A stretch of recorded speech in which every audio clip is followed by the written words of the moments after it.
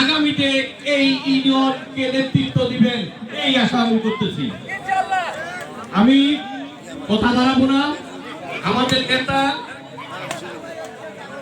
বাংলাদেশ জাতীয়তাবাদী দলের মহাসচিব মির্জা ফখরুল ইসলাম বলেছেন যে যারা ছাত্র আছেন তাদের কিন্তু রাজনীতি পাশাপাশি লেখাপড়া জানেন যে গত 15 বছর 17 বছর আমাদের কোনো ভাই আমাদের কোনো ছেলেদেরকে গত ফ্যাসিস্ট সরকার কিন্তু চাকরি দেয়নি।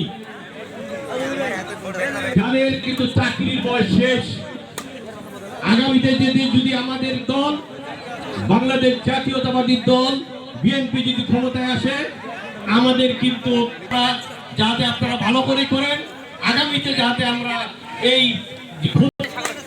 ব্যাডমিন্টন প্রতিযোগিতার মাধ্যমে আমি এটা অনুরোধ করতে চাই যে খেলাতে কিন্তু জয় পরাজয় আছে, এটা মেনে নিতে হবে এবং খেলাতে যাতে সুশৃঙ্খল ভাবে আমরা এখানে খেলাটা পরিচালনা করতে পারি এই আশাবাদ ব্যক্ত করে আমি আজকের এই ব্যাডমিন্টন খেলার শুভ উদ্বোধন ঘোষণা করতেছি।